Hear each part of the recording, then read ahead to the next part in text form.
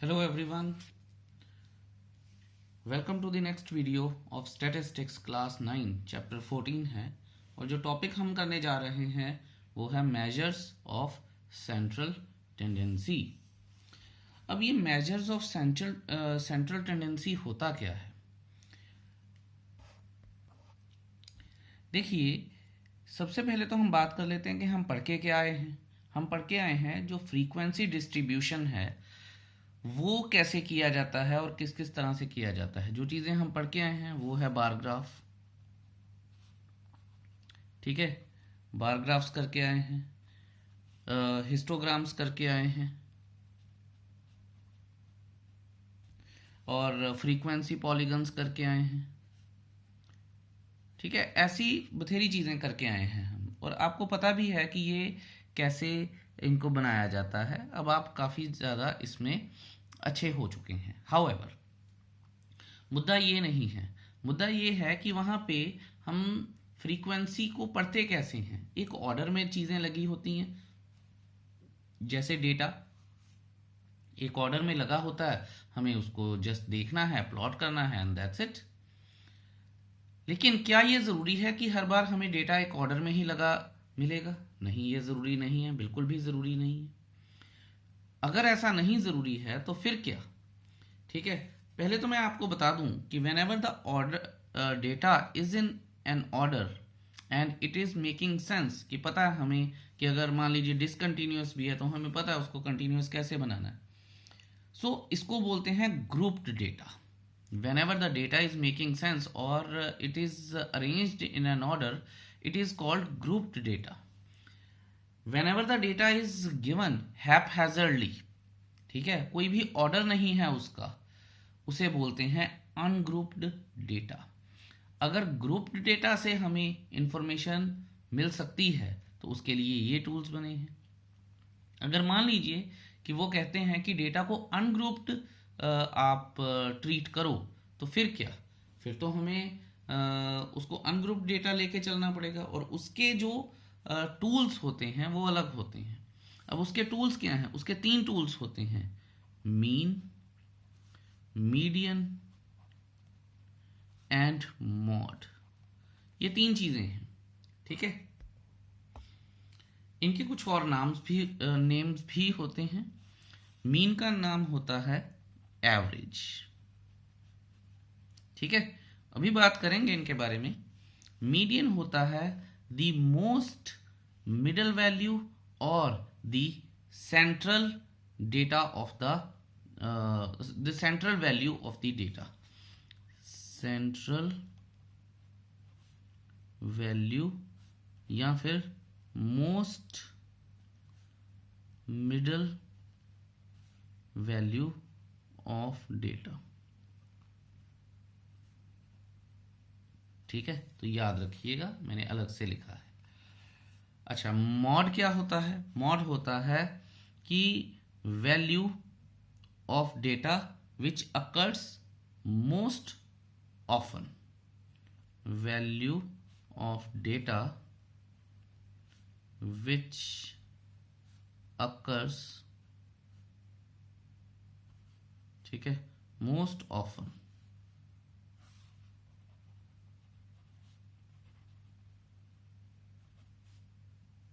इसको ऐसे कर लेते हैं, ओके। ऑलराइट, ये तो हो गई हमारे पास इनकी चीजें। अब आएगा कैसे और ये होता क्या है, ठीक है। सबसे पहले तो मैं मीन के बारे में बात करूंगा, या एवरेज। मीन या एवरेज, ये होता क्या है? ओके, देखिए, सबसे पहले तो मैं आपको ये बताऊंगा कि मीन डिनोट किससे होता है। मीन को डिनोट करने का सिंबल होता है एक्स के ऊपर बार, इसे मीन बोला जाता है। अब मैं आपको इसका फॉर्मूला बताऊंगा, sum of all observations divided by total number of observations, ठीक है। इसके शॉर्टकट्स या स्मार्ट मेथड्स भी होते हैं, और जो बड़ी क्लासेस में आएंगे वो लिखने का तरीका भी आपको पता होना चाहिए। ठीक है, यहाँ पे तो ये चीज़ें चल जाती हैं पर हर जगह नहीं चलेंगी। ठीक है, तो मेरा आइडिया ये है कि मैं आपको पहले ही सिखा दूँ ये चीज़ें। So let's see, sum of all observations को लिखा कैसे जाता है। सम ऑफ ऑल ऑब्जर्वेशंस, इनको लिखा कैसे जाता है, x1 plus x2 plus x3। ठीक है, चाहे अनग्रुप्ड ही है ये data, first observation plus second observation plus third observation, so on. ठीक है, लास्ट ऑब्जर्वेशन जो भी होगी, 100, 50th, 30th, 22nd, कुछ भी हो तो वो ऐसे चला जाता है। अच्छा, बच्चे कहते हैं कि सर कोई और मेथड। ठीक है, सबसे पहले मैं आपको बता दूं कि ये जो टोटल नंबर ऑफ ऑब्जर्वेशन होती हैं इनको n भी बोलते हैं। जितनी भी हैं, 5, 10, 15, 20, 25, 30, जो भी होगा। हाँ, इस चीज को एक ग्रीक लेटर से भी डिनोट किया जाता है, वो है समेशन। अब ध्यान दीजिएगा कि सम ऑफ ऑल ऑब्जर्वेशंस को और कैसे लिखा जाता है, x1 plus x2 plus x3 plus so on plus xn, इसको लिखा कैसे जाएगा, समेशन। ये I is equal to 1 to n और x i, ये चीज है। अब इसका मतलब क्या है, इसका मतलब है कि हम फर्स्ट ऑब्जर्वेशन से शुरू हुए हैं। ठीक है, फर्स्ट ऑब्जर्वेशन प्लस, ठीक है, n मतलब जितनी भी हैं। अगर मान लीजिए इस डेटा में 15 ऑब्जर्वेशन हैं तो i is equal to 1 to 15। ठीक है, और 15 ऑब्जर्वेशन को ऐड किया है, तो इस चीज का ये मतलब है x1 plus x2 plus x3 so on till xn, जितनी भी होंगी। चलिए मैं आपको ये चीज एक एग्जाम्पल की हेल्प से भी सॉल्व करके बताऊंगा। आप अपनी अपनी बुक्स में एग्जाम्पल 10 पढ़ लीजिए। Example 10 is an important one two understand this concept. Let's do it. तो क्या है एग्जाम्पल 10? वो कहता है 5 people are asked about the time in a week they spend in doing social work in their community. They said 10, 7, 13 and 15 hours respectively. Find the mean or average time in a week devoted by them for social work. Question तो ऐसे ही आएगा। अब आप ये देखिए कि 10, 7, 13, 20, 15 data is arranged haphazardly. So it's an ungroup data. Ungroup data है तो फिर हमें मीन निकालना है, जो कि उन्होंने पूछा है। तो कैसे निकालेंगे? ठीक है, पहले मैं यहाँ पे देखूँ डेटा को लिखूंगा। तो नंबर ऑफ आवर्स स्पेंट वो कितने हैं, 10, 7, 13, 20 और 15, और हमें एवरेज निकालने के लिए बोला गया है। तो मैं यहां लिखूंगा मीन और एवरेज, फिर इसका सिंबल डाल लेते हैं। ठीक है, अभी आप कोई भी फॉर्मूला लिख सकते हैं, सम ऑफ ऑल ऑब्जर्वेशंस। ठीक है, और प्रेफरेबली ये लिख लेना चाहिए, sum of all observations divided by total number of observations. ठीक है, ये आप बोलेंगे कि सर अगर आपने ये बता दिया तो फिर ये क्यों बताया? बच्चों, कई बार क्वेश्चन हमें इस फॉर्म में मिल जाता है, और अगर क्वेश्चन इस फॉर्म में मिल गया और आपको नहीं पता है तो you won't be able to make out कि हुआ क्या है। ठीक है, अब आप ये देखिए कि सम ऑफ ऑल ऑब्जर्वेशंस, हमारे पास ऑब्जर्वेशंस हैं कितनी है, 1, 2, 3, 4, 5। तो देखेंगे यहाँ पे 10 plus 7 plus 13 plus 20 plus 15 upon 5 थी, तो 5 लिख दिया हमने। तो ये कितना आया, 65 upon 5 is equal to what, is equal to 13। लीजिए आ गया जी। सो these are the average hours spent by one person on doing the social work। देखिए ना, कभी 20 घंटे भी खर्च किए, कभी 15 भी किए, या कभी 10 भी किए, 7, हमें नहीं पता, लेकिन उसने बोला कि एवरेजली मतलब 13 घंटे लगा दिए हैं उसने। तो ये चीज़ है। अब आप इसको करना हो तो दूसरी तरह से भी कर सकते हैं, ठीक है। अगर मान लीजिए आप कहते नहीं सर हमें तो दूसरा समेशन वाला ही मेथड बताओ, तो समेशन वाला मेथड कुछ इस तरह से आ जाता। हम लिखते इसको, और बड़े ध्यान से हमें ये चीज़ें समझनी पड़ती हैं। अगर इसी डेटा को मैं लिखता तो summation i is equal to 1 to 5, क्योंकि टोटल 5 ऑब्जर्वेशंस थी, xi अपॉन 5, ठीक है। उसके बाद फिर मैं ये लिखता, ये चीज़ देखिए 10 + 7 + 13 + 20 + 15 upon 5 is equal to 65 upon 5 is equal to 13 आ जाता, ठीक है। सो ये चीज़ें चलती ही रहती हैं, डिपेंड ये करता है कि हम कौन सा मेथड अडॉप्ट कर रहे हैं। अब आप नेक्स्ट एग्जाम्पल देखिए। I hope you are thorough with this example. Next example देखते हैं। उन्होंने बोला है कि find the mean of the marks obtained by 30 students. 30 का, अब देखिए डेटा को पढ़ना आना चाहिए। 30 का मतलब क्या है, n, क्योंकि टोटल नंबर ऑफ स्टूडेंट्स कितने हैं, 30, of class 9 of a school given in example 2। देखिए अब हमें मीन निकालना है। चलिए नेक्स्ट पेज पर चलते हैं फटाफट और देखते हैं कि हम मीन कैसे निकालेंगे। एग्जाम्पल नंबर 11 हमें निकालना है mean. x bar is equal to 30 students का निकालना है, x1 x2 x3 xn upon 30, ठीक है। अभी तो नहीं मैं लिखूंगा, ये तो सिंपल फॉर्मूला लिखा है तो n लिख दूंगा। अब आप ये देखिए, ध्यान से देखिएगा कि मैं निकालने जा रहा हूं summation i from i to 1, यहाँ 30 और यहाँ xi। अब टोटल कैसे करूंगा, पूरी सारी की सारी इतनी लिखनी तो पॉसिबल नहीं है, ठीक है। ये सारा सो ऑन टिल 88। आपको इतना लंबा डेटा तो नहीं आएगा, लेकिन अगर आए तो आपको सारी ऑब्जर्वेशंस लिखनी है, ठीक है। हमने सारी ऑब्जर्वेशंस लिख ली। इसका टोटल कितना आया, 1779। अब मैं फॉर्मूला लगा लूंगा। फॉर्मूला क्या है मेरे पास, summation i 1 to 30 xi upon n is equal to 1779 upon 30 is equal to 15 9 3 59.3। That's the mean.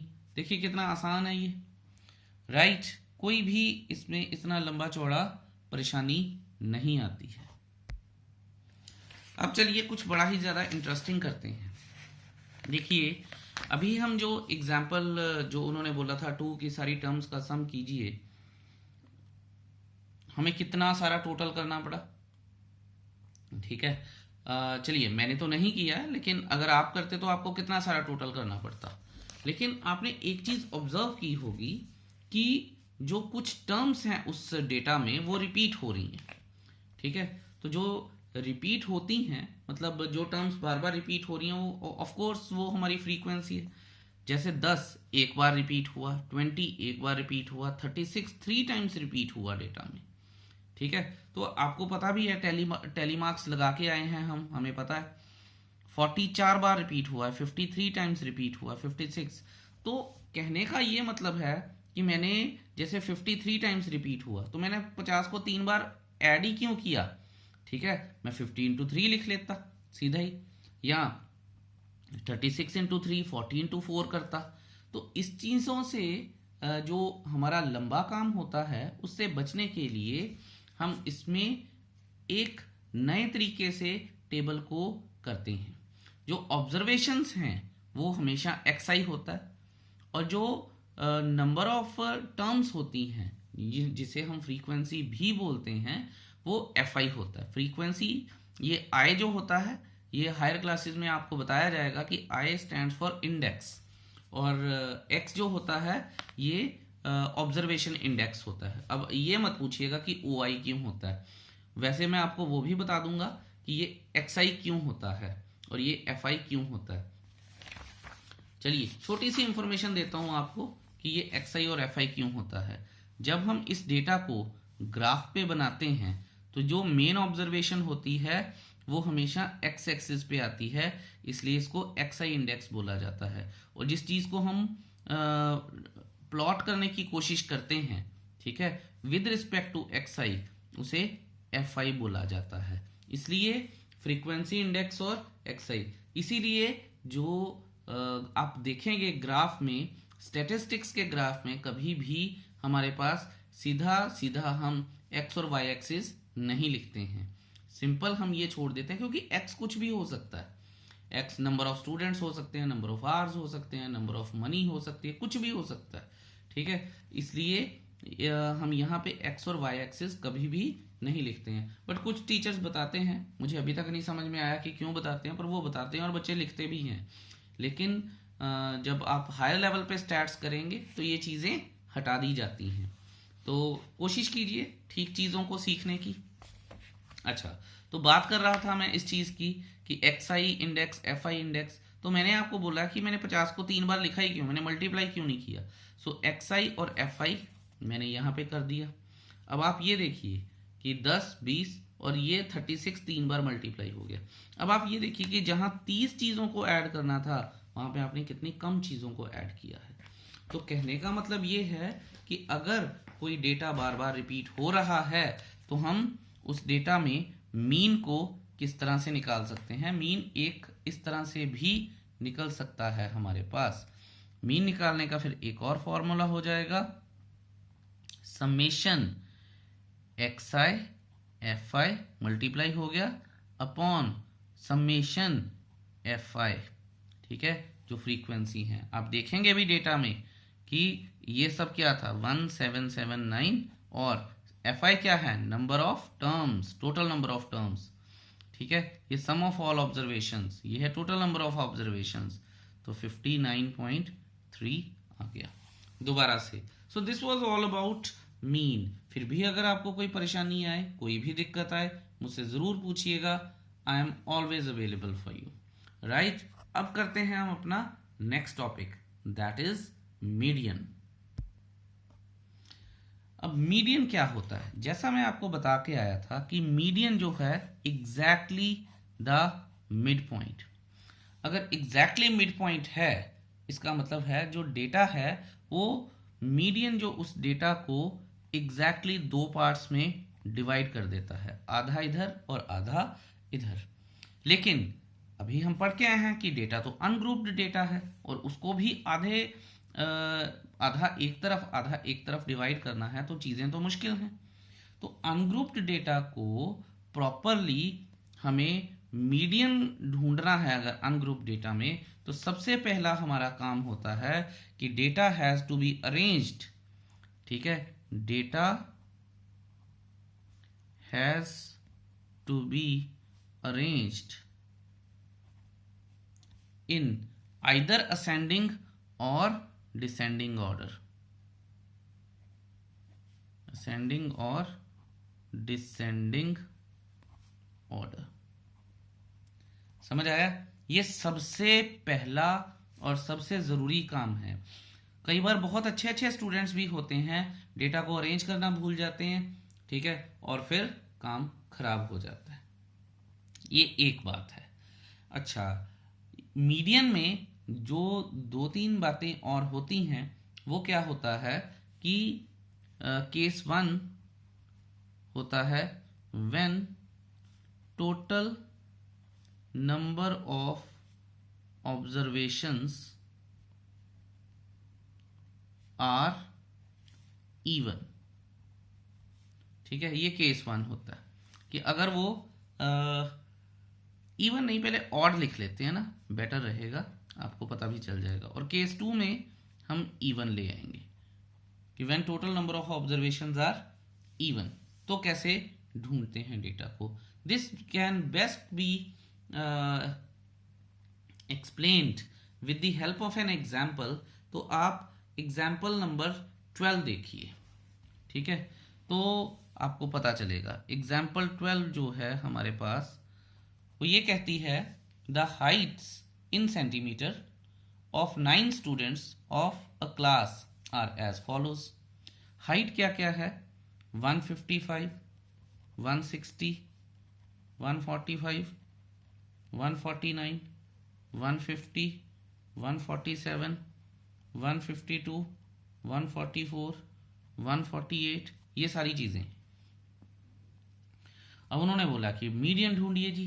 तो हमारा पहला काम क्या था कि arranging the data in an ascending और डिसेंडिंग ऑर्डर। तो नॉर्मली हम असेंडिंग से एसोसिएट करते हैं, तो मैं लिख लेता हूं arranging the given data in an ascending order. ठीक है, वो क्या है जी असेंडिंग ऑर्डर? लगा लेते हैं। सबसे छोटी टर्म कौन सी है? 144, फिर 145, 147, 148, 149, 150, 152, 155 और 160। 1 2 3 4 5 6 7 8 9, तो ऑड है। तो हमारा पहला केस भी ऑड ही था। अब देखिए, अगर नंबर ऑफ टर्म्स ऑड हैं तो मीडियन क्या होता है? ठीक है, मैं लिख देता हूं केस 1। ये समझाने के लिए है, आप पेपर में तो ऑफ कोर्स ऐसा नहीं लिखेंगे। Median when n is odd. ठीक है, तो n इज इक्वल टू 9 है, तो मीडियन m से डिनोट होता है। ध्यान से अब देखिएगा, मीडियन m से डिनोट होता है, और अगर ये ऑड है, ठीक है, since n is odd, therefore median, या पूरा मीडियन भी लिख सकते हैं, is equal to n plus 1 upon 2th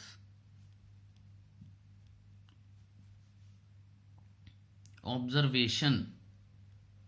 अभी देखिए, 9 plus 1 upon 2th observation, 10 upon 2 is equal to 5th observation. 5th observation कौन सी है हमारे पास? अभी हम डेटा से ढूंढ लेंगे। ये है हमारे पास 1 2 3 4 and 5, so 149 is the median. तो मैं यहां पे लिख लूंगा कि 5th observation is equal to 149 centimeter. So the median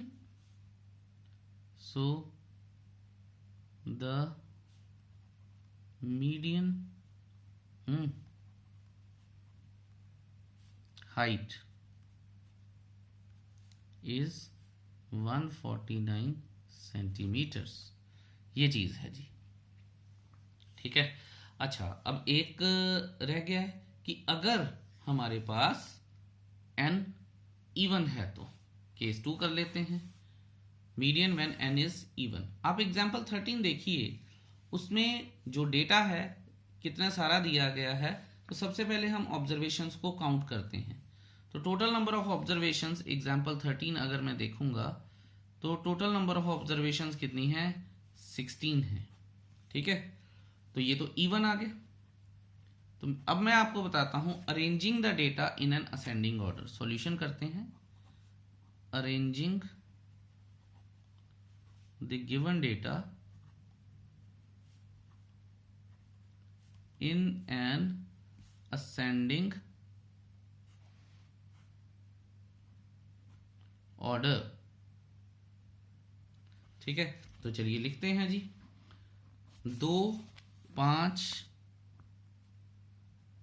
7 7 8 8, 10, 10, 14, 15, 17, 18, 24, 27, 28 and 48।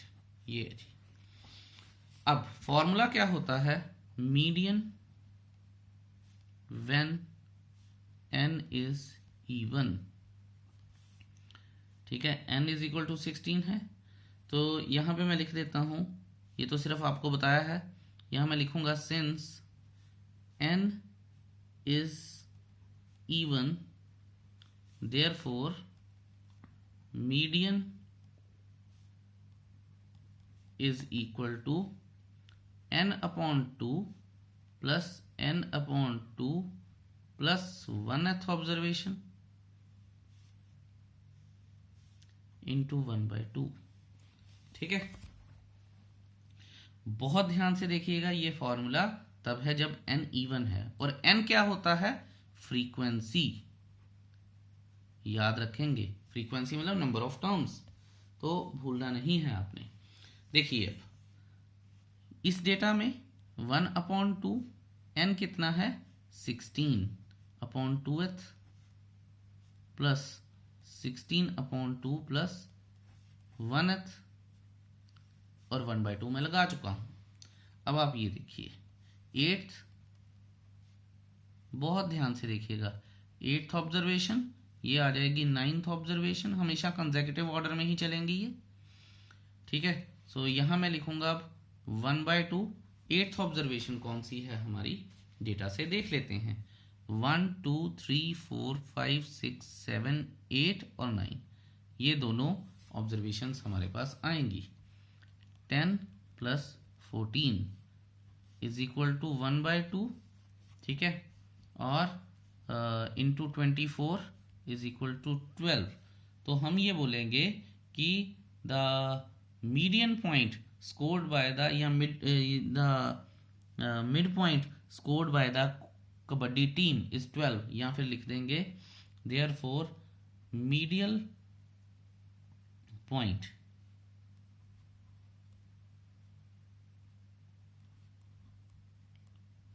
Scored by the kabaddi team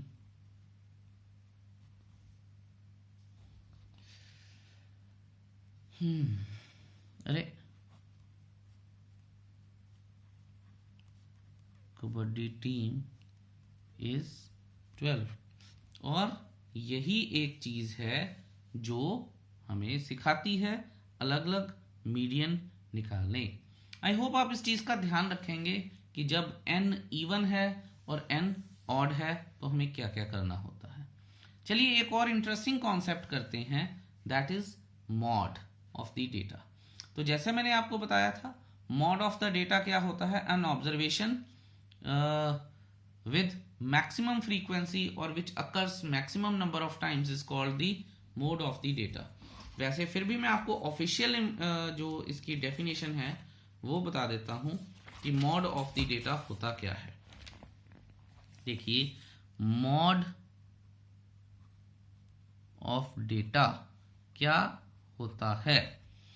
mod of data होता है an observation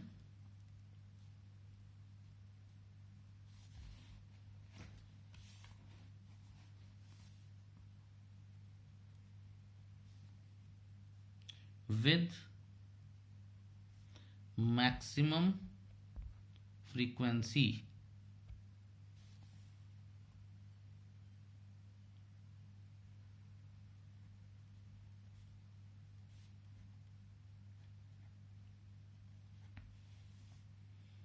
is mod of the data। अच्छा, अब ये आता कैसे है? चलिए इसको भी एक एग्जाम्पल की हेल्प से समझते हैं। डेटा को अरेंज कर लेंगे तो बेटर है, ठीक है, नहीं भी करेंगे तो आपको पता होना चाहिए, नहीं तो टैली मार्क्स लगाने पड़ेंगे, कुछ तो करना ही पड़ेगा आपको। ठीक है, बिना डेटा को अरेंज किए या टैली मार्क्स किए हमें नहीं पता चल सकता है कि क्या क्या होने वाला है।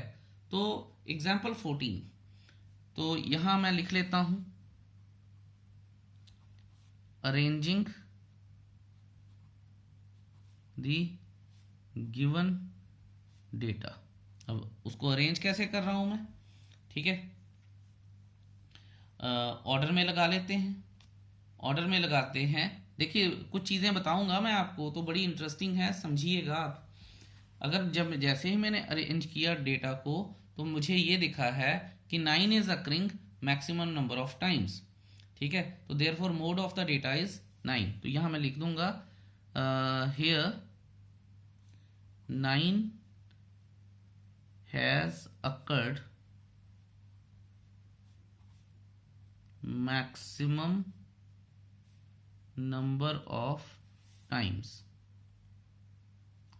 therefore mod of the given data is 9।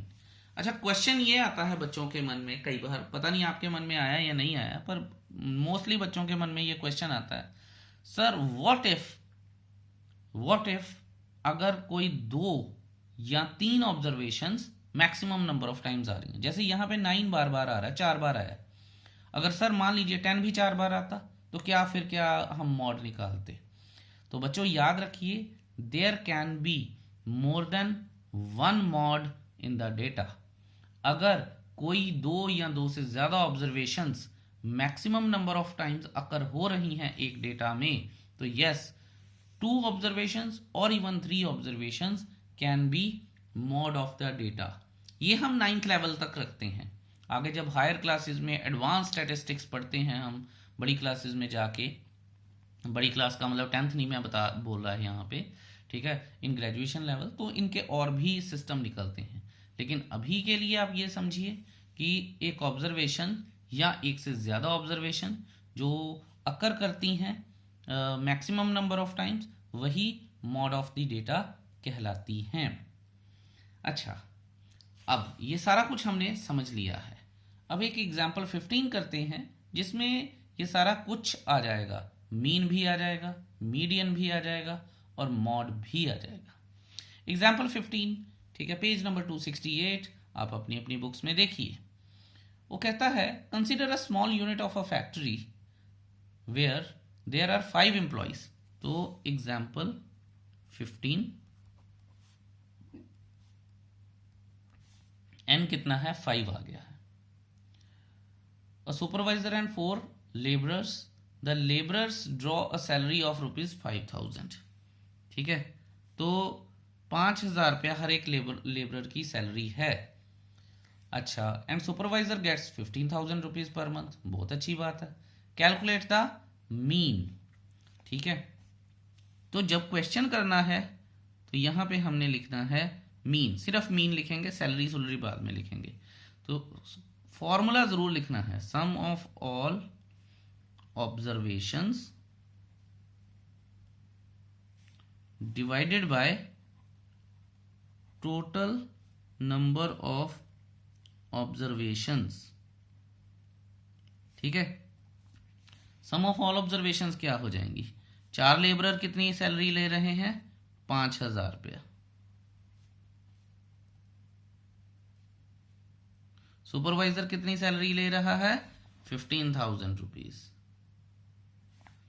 Upon total number of employees कितने हो गए, 5, तो 20 और कितनी हो गई 35 divided by 5, 7,000।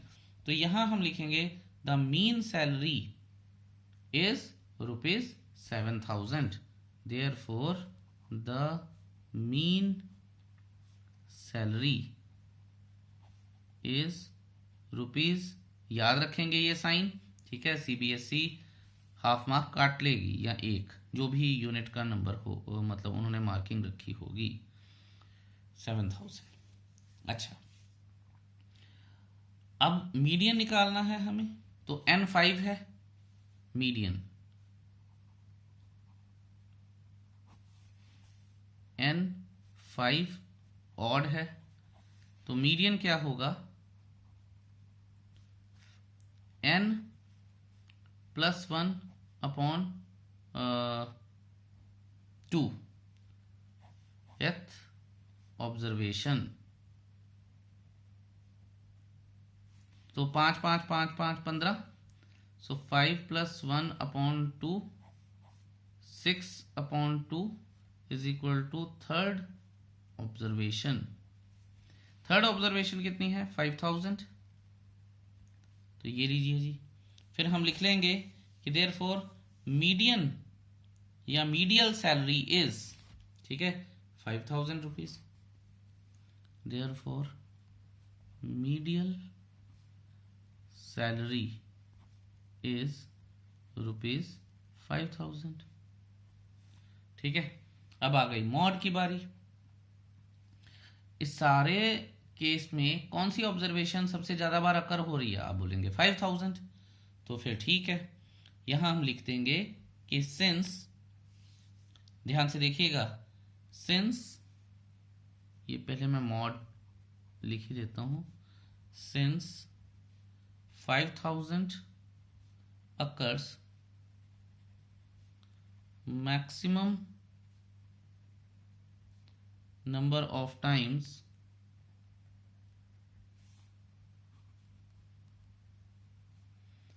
in the given data, therefore the model salary is ₹5000 per month। I hope ये चीज आपको क्लियर हुई होगी।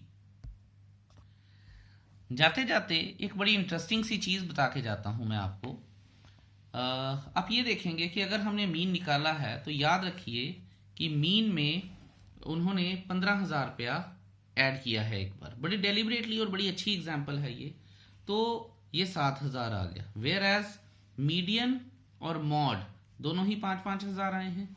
तो यहां से पता क्या चलता है कि median is mean is affected by the extreme values of the data, and that gives us, that takes us, ठीक है, टू अ नॉन प्रॉपर और नॉन कंक्लूसिव आंसर। ठीक है, हमें कभी भी प्रॉपर आंसर, मीन अगर बहुत ज्यादा एक्सट्रीम वैल्यूज दी गई है ना, छोटी बड़ी, तो पता ही नहीं चलता। ये मीन की एक वीकनेस है। ठीक है, होती तो मीडियन और मोड की भी वीकनेसेस हैं, पर वो फिर कभी बात करेंगे। ठीक है, लेकिन मीन की ये एक वीकनेस होती है, और ये कभी कभी एमसीक्यू आ जाता है कि आप बताइए मीन की वीकनेस क्या है। तो मीन की वीकनेस ये होती है कि it is affected by the extreme values of the data. Alright, चलिए, ये तो जाते जाते मैंने जस्ट आपको एक बात बतानी थी। ऑफ कोर्स इसके बारे में क्लास में और भी बातें करेंगे। Thank you so much for watching this video so patiently, so nicely. I wish you all the very best. Thank you so much, have a nice day, bye bye.